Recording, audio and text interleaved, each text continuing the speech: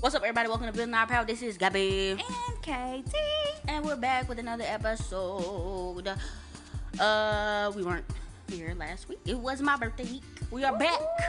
Party. We're back with a vengeance. You can hit us up at Building RPWR on our social media platforms. If you like to contribute to the work we are doing in Memphis, I just got a big case of water. We're about to start passing that out with pamphlets and stuff around downtown. If you would like to contribute to whatever we're doing, whether it's the community fridge, whether it's the garden we got going on, whether it's the pamphlets, anything, if you want to come in person, you can do so. Link is in that description. Okay, guys, today we wanted to talk about gay stuff because it is the month of the gays.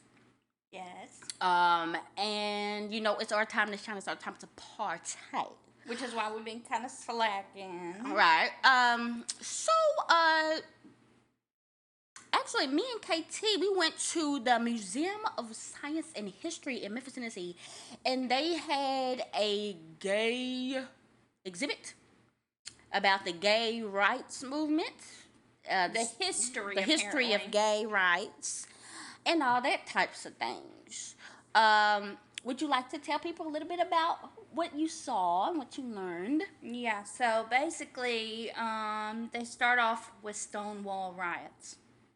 As we know, gay history did not start there, but that's where they started, and then they went forward.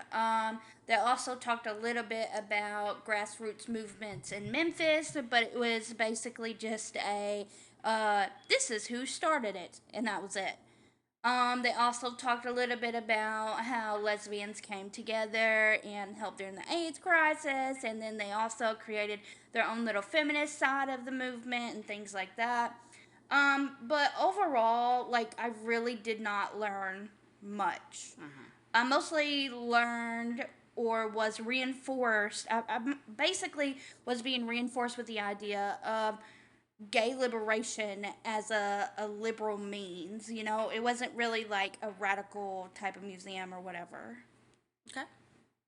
They wouldn't even call it gay liberation. It was gay rights. Yeah, I mean that's that's what it was. Gay rights. Yeah. So well, I mean, if you don't know, we're in Memphis, Tennessee. It was big that there was a gay exhibit in a quote unquote children's museum. Right.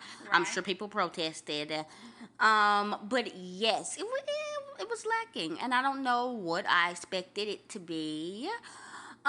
They did have a couple blurbs here and there of the grassroots organizations. Mm-hmm. They had some of the artifacts of the magazines and some stuff like that. Marsha P. Johnson had one little thing, one little panel on thing. It was behind something too, where if you didn't know to go over there, then you wouldn't have. You wouldn't have known. What else? Oh, they had a section about LGBTQ plus people in Memphis in our history. They had the very first black trans woman in Tennessee. I think period.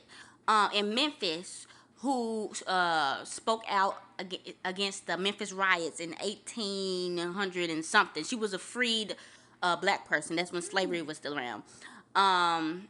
So that's history, and then it was a whole bunch of white people, and then a black trans woman died, and that's our history in Memphis. I noticed too, they had these videos up, and a lot, both of the videos, it was only white people that were in it. One of them was kind of like celebrity queer people, and then the other one was rich white queers from Memphis specifically. I noticed that they definitely focused heavily on media gays and representation as opposed to actual physical change being made for queer people. And so, like Gabby said, I didn't really expect much considering this is Memphis, Tennessee, but I did at least expect them to do it justice, at least a little bit, you know? Yeah. Something. It was just sad. It was just sad. Yeah, something I did talk about, and something that we're gonna get into eventually is there were a lot of gay organizations back in the day, like 70s, 80s, 90s. There was a whole bunch of gay organizations, a lot of gay clubs and stuff in the area, a lot of black gay organizations and stuff like that.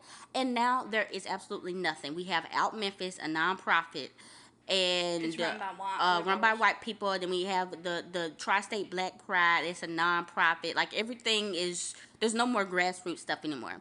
And so I was thinking, I'm like, what the hell happened? Okay, Memphis, Tennessee, this conservative place, and we're technically going back. We're reverting from progressiveness.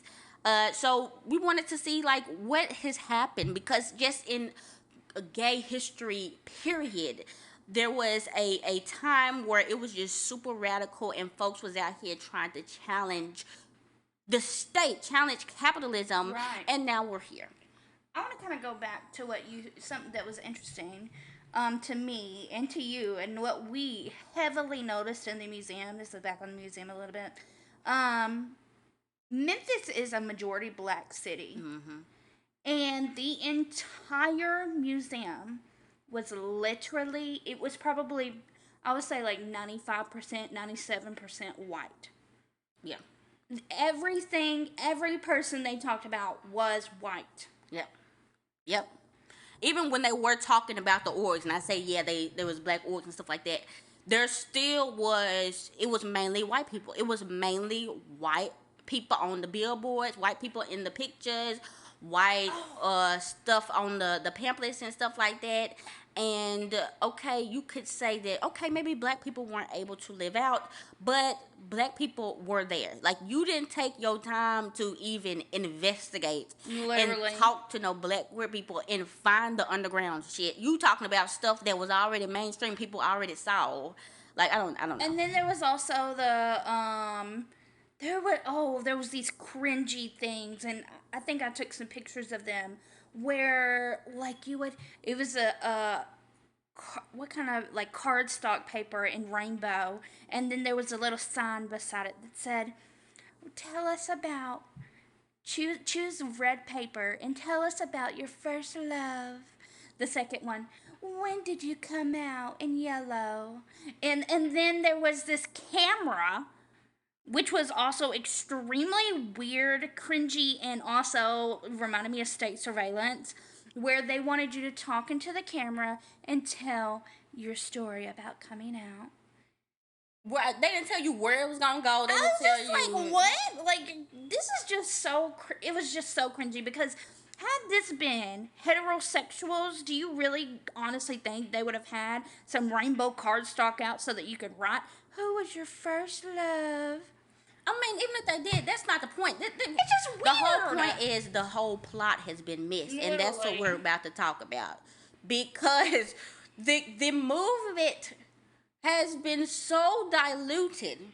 It's just about love now. It's just right on a piece of paper who you had a crush on. Right on a piece of paper who you had sex with. Talk to right on a piece of the paper who kicked you out the house. And it's like, what is this? Is not this is a Pride now is all about individualism. Yes. It's all about my self-expression. It's all about look at me. We're having fun and we're partying. We're buying things. We're going on trips, queer parades, queer vacations, queer luxury, queer in the workplace. They just add the word queer to literally anything and then call it pride. Literally. Or add the word pride to anything and call it pride. Pride history, aka just white people existing. They even had something else that was really cringy. The way they did it is like they even had this white man's jacket. He was just some random white man who ended up driving up somewhere so that he could go get married. They had his jacket from that because he got married. Girl. I was like, what? No. Y'all are weird. Y'all are weird. No, but it's when you have no direction, and if you're just in this realm of neoliberalism, it's like, what is the point? What is the goal? There is no goal. The goal is just to fall in line with capitalism. So we have to make something. We have to make a narrative, and put all these things together without addressing the number one issue, which is we live in a cis hetero patriarchal capitalist homophobic ass society that needs to be destroyed. No, we're just going to talk about vibes. We're going to talk about aesthetic. We're going to talk about fun. We're going to talk about drag. We're going to talk about the balls. We're going to talk about all this stuff.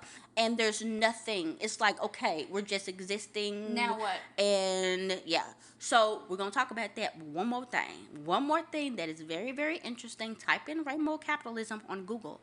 And all the mainstream media outlets have a story on rainbow capitalism. And how, rainbow capitalism, it's bad. The gays are coming out and saying they don't like rainbow capitalism anymore. Why are the corporations now getting onto this and talking about this now? Is now the speaking out against rainbow capitalism now becoming a tool of capitalism? Like, I feel like this is really... We gotta regroup. We gotta regroup. Okay, so let's go into a little bit of queer history real fast. The thing about it, when you start studying any minority groups, anything that you think, progressiveness, America literally makes no sense. Because there are periods of progressiveness, extreme progressiveness, and then back to regressiveness, back to oppressing and going harder on oppressing those groups. And then it has like 10 years of progress, representation, this, that, and third. And then the next 10 years is just going right back. And that's kind of what we're in right now. Right. So, like, back in the day, okay, the 1920s, that was the roaring 20s. That's Prohibition era. That's when everybody was like, ooh, woo, woo, woo. Everything was, risque. Let's go to this. Let's go to the drag shows. Let's go to all this stuff. The Harlem Renaissance. It was queers everywhere in New York. That was like their playground. They were able to live free. In quotation marks. There still was oppression. There still was police brutality. There still were laws on the books, but the police weren't really enforcing those laws. 1930s come. All of a sudden, the gays are the problem. We have to go back to the traditional ways. The gays are trying to infiltrate and trying to destroy America because what happened in the 1930s? The Great Depression. So they needed to have a group to scapegoat along with the blacks and say it was their fault. And look at them. Don't look at the government and how we caused this. Look at them. And we can see, like, it's literally every 10 to 20 years. It's always when we have an economic collapse. That's when it's like, let's ramp up the homophobia again. And that's exactly what's happening now. So, okay, let's go to the 60s. Okay, we know Stonewall happened, and it was a time and period of, gay rights. Like, everybody was in the streets. Folks was fighting for the right. This is where the gay pride movement started. All that stuff. It wasn't called that first. The gay pride movement. It then started to develop into gay liberation, which, what's that? Gay liberation. These people were saying, what are we fighting for? This isn't just about our individual rights. This entire system, we cannot be free as long as this system stays the way it is. Yeah. We cannot negotiate with these people. We cannot assimilate into these systems. It must be fought. Very leftist, a lot of communists in there, a lot of anarchists. Anti-capitalists. A lot of anti-capitalists. They were fighting racism. They literally came together. Some groups did it with the Black Panther Party. Yeah, it was, and there was like a quadrillion of these radical groups. Yeah. But what also started to happen was when the smoke cleared and the people were left, there were a lot of people who didn't like the way that it was going. They felt people were too radical. They're doing too much. You're getting caught in too many movements and stuff like this. We just need to be stuck on the gays. And that's when the Gay Activist Alliance started. And they were like, we're just going to be one issue group. We're not political. We're just going to be centrist.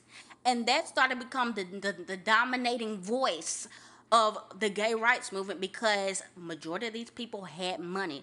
They were upper middle class white men, and they had the tools and the resources to keep these organizations afloat and get their message out there. You skipped the part. Okay, so Gabby skipped talking about the Gay Liberation Front is what they were called in the 1970s. It was like late 1960s, early 1970s.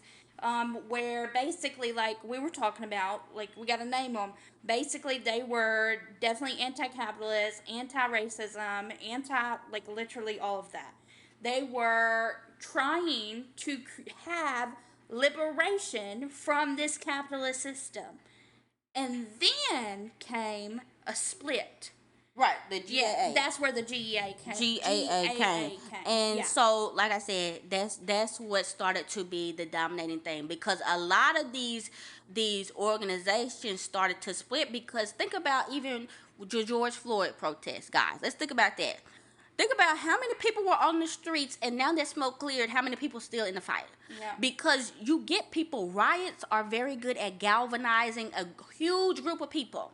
But if you do not get those people in right then and start, educating them on what this is really about, and we just going off vibes, it gets thrown off really quickly. Yep. So that's pretty much what happened. And so you had a lot of upper middle class people in there, and they're like, yeah, because this is just about me being able to get a job. This is just about me not being discriminated against. I'm for this. And when they started saying, wait, y'all helping the blacks? Wait, y'all doing stuff with the poor people? Wait, y'all doing stuff with the trans people?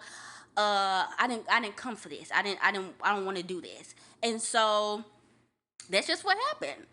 That was the neoliberal view. We know there's a quadrillion organizations and government entities that go against anything that's anti-capitalist and communist. So I'm sure there was some type of infiltration going on as well. Like the FBI, CIA, and stuff like that, infiltrating those. I did also hear a thing one time.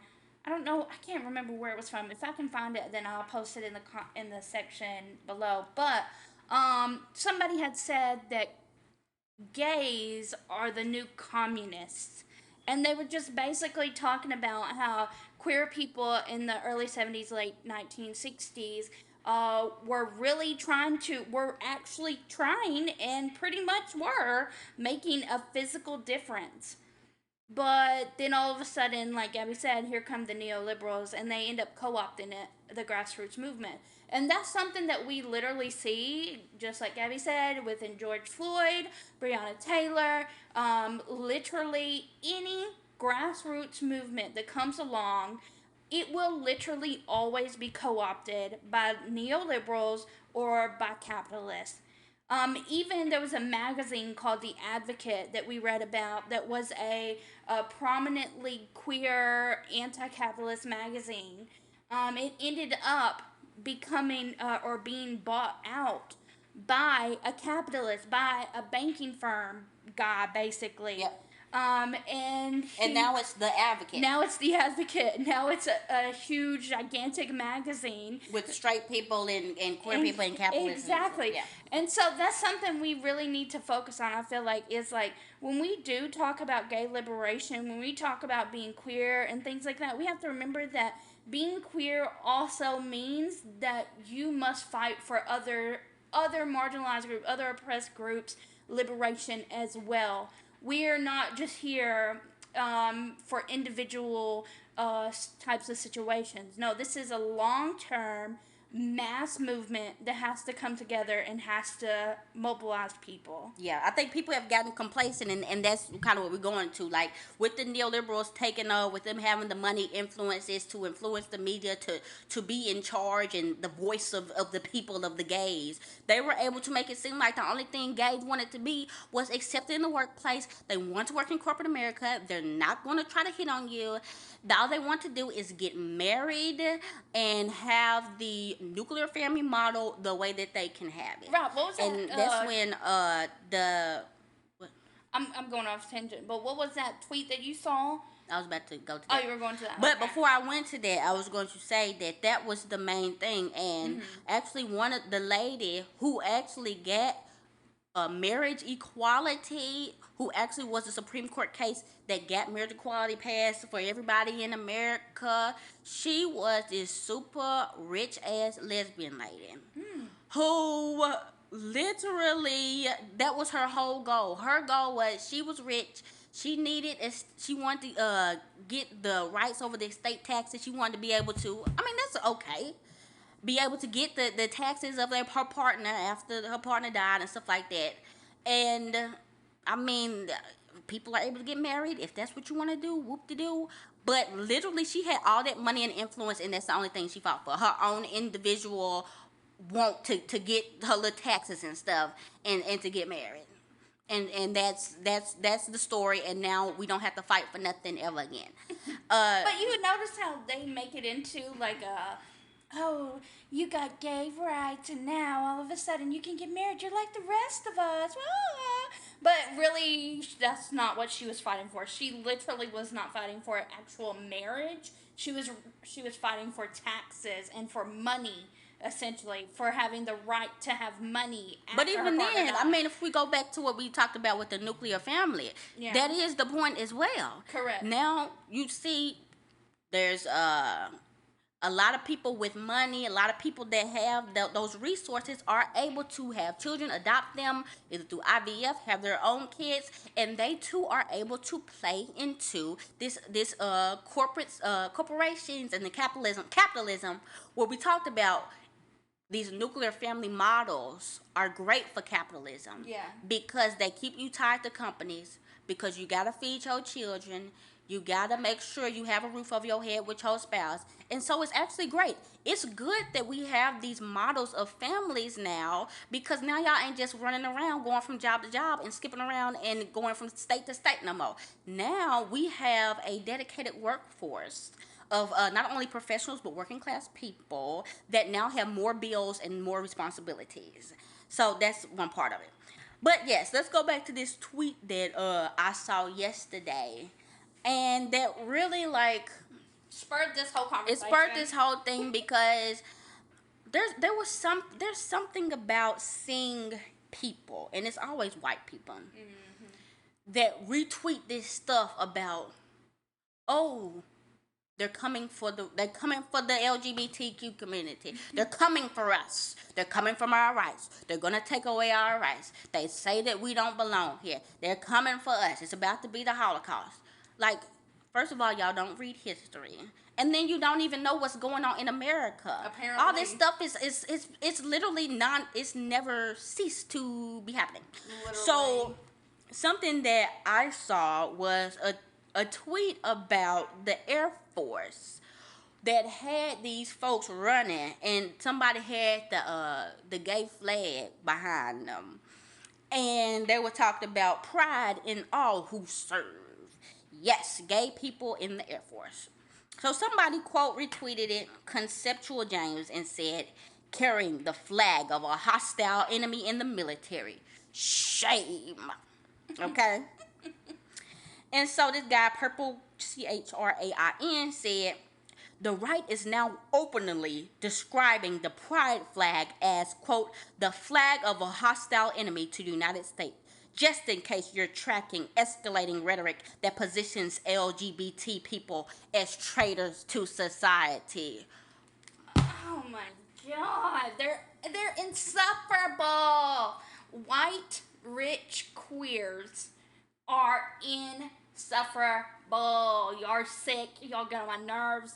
Y'all don't even have a place in the movement. Like, literally go sit down or give me your money or something. Like, they literally have nothing to worry about in their entire lives that someone's calling them the public enemy. Clutching pearls. How could you? Why? First of all, it's so much to unpack. God. Why would you want the Air Force to be flying the gay flag? First of all, okay, maybe you're not an anti-capitalist or whatever, or communist, whatever. Secondly, that guy was right. That guy was 100% right. The one who said that is against what do you say? It was hostile enemy in the middle, that we are a hostile enemy to this capitalist system. We've always been that way. Always. We've been a controlled hostile enemy for some point, but we go against everything that keeps this thing running. That's why they crack down on us every time something happens. They need a scapegoat. They point to us because we go against the quote unquote family values, those values that help keep this capitalist train running. Why would you want to be a part of this American system? Why would you want America to say you are accepted? Why would you want that? That means that you are complicit and you are a part of and have assimilated into this white supremacist, cis, heteropatriarchal society. Yep. And who knows, you may just be a part of the exploiters who are exploiting people below, because a lot of these rich white queer people are just that. They're rich. Yeah. And they have money. Their parents had money. So now they have wonderful jobs where they're bosses and they get to exploit other people. So what is it really about? It's about, I am a white cis male. I should literally be able to be a capitalist like every single other one of y'all. Yep. I should be able to be an exploiter just like everybody else. How dare you say I'm not a part of this system? Yep. How dare you say because I love a man, I cannot also exploit? Yep. That's really what this is all about. That's really what this whole thing has culminated to now in 2022. A lot of people are not upset about the entire structure that is oppressing us. A lot of people, a lot of liberals are more so upset that they themselves are not able to play the game no more. Yeah. Because they're the scapegoat. And I think it's very important to be able to peep those types of people, because when things get good again, they will, just like the people back in the day, be gone. You're not even going to hear them talk about this stuff no more, which I hadn't heard them talk about it till now. Because their lives are good. They're able to play the game again. They got good paying jobs. They got the 2 kids. Life is good. These are literally the gay people you don't even know that are gay. Like, honestly, like, they've assimilated so far into capitalists, into these systems, that the only way you'd know they were gay is if they told you they had a husband.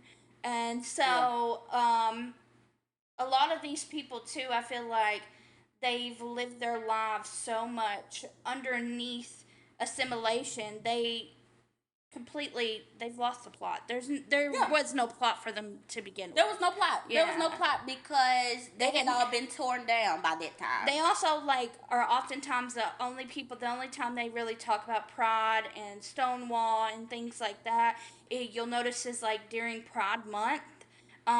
Every other time, they literally will not say anything about being gay, ever. Not even that. They'll be pro Stonewall, but then they'll say violence ain't the answer. Yeah, that's something else that don't make no sense. It's just, we just have to realize that there's no possible way for you within capitalism to exist as a queer person. There's no way. And so while you are over here trying your best to assimilate into this culture, good luck, because guess what? You're still going to be rejected at the end of the day. But check this out. This is what I'm seeing now, because that's something else we want to talk about, the exclusion of trans people throughout this whole thing until recently. Yeah. The T has been there forever. Until recently. Now the T is apart, and we're starting to, the queer community, the LGBTQ plus community is starting to accept trans people. But back in the day, there was a real effort to make sure trans people and gender nonconforming people were not the face of the movement, were not even allowed to talk. We know that famous speech with Sylvia Rivera, where they didn't want her to talk at Pride because they have an image to uphold. Yep.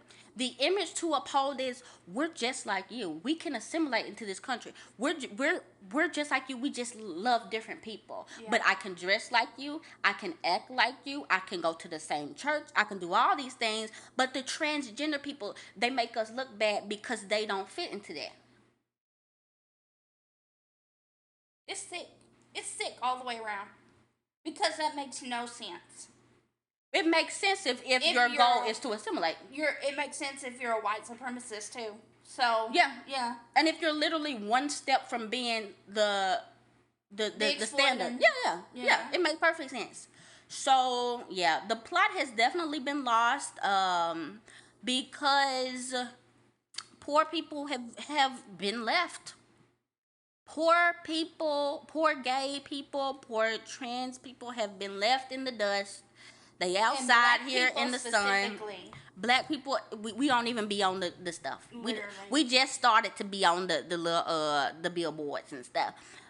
We don't exist. The only people they talk about is Marsha P. Johnson, and they didn't even care about her when she was alive. And then, what's her name? And Sylvia Rivera. No, they don't even talk about Sylvia Rivera. I'm talking about more recently. What's her name? Laverne Cox. Yes. Yeah, because she's rich. Those are literally the only two people they ever talk about. Because but that's the thing. The movement now is not about working class people. It's not about the people anymore. It's not about community anymore.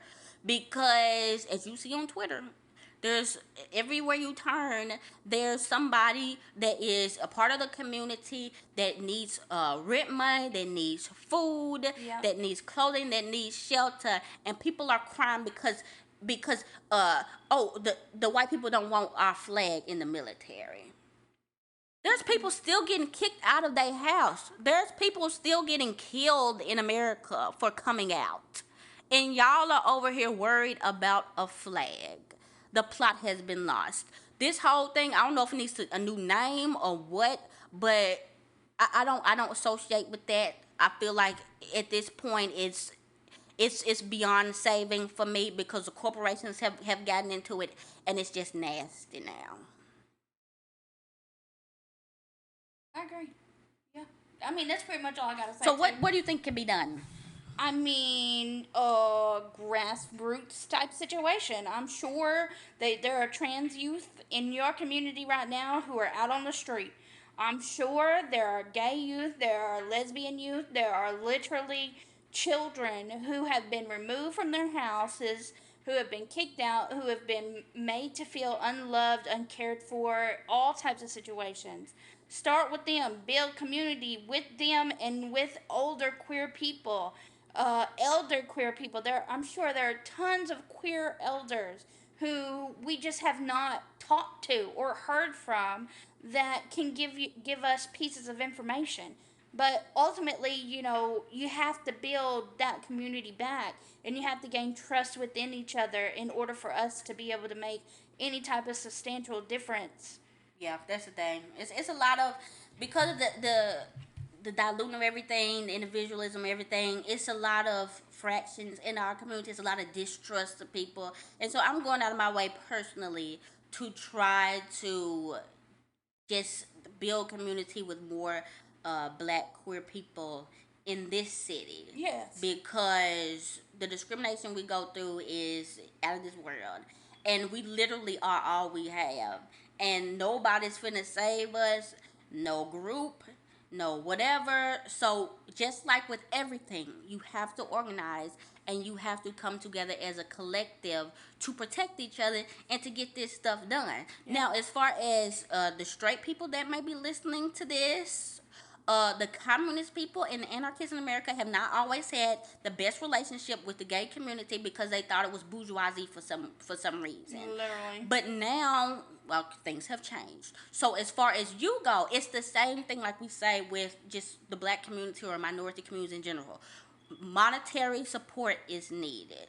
People are literally like homeless or about to be homeless because of being who they are. So going on Twitter and donating to people's GoFundMes, but also going out in the community and getting to know people and helping them and starting some type of camaraderie is the only way that we can get something And done. it don't even have to be nothing crazy either. Like Gabby and I, like we're like Gabby said, we're trying our best to just like find other queer people in the city and just becoming their friend, like literally just being friends with them. But also at the same time, how Gabby and I are, we're literally always trying to be like anti-capitalist and stuff, and putting those little pieces of information in their brain while being their friend, right? You can do that. You can literally be someone's friend as an anti-capitalist and talk about that with them and introduce them to that if they don't even understand it. They don't know anything about it, right? Yeah. So yeah, just have friends. Just become friends with other gays. Yeah, that's one way. Stop being a gay hermit like me. Go out and actually have some gay friends. Agreed. Well, guys, That's it. We talked too long. Yeah, we talked too much. Well, do y'all have anything else you want to add? What do you think about the current state of the LGBTQ plus community? What do you think can be done to kind of get us back to the 70s and that radicalness that we need to help make this social change, to help bring this revolution? So let us know. Hit us up at Building Our PWR on all social media channels. And if you'd like to donate to the work we're doing, you can do so. Link is in the description. This has been Gabby. And Katie. And this has been Building Our Power.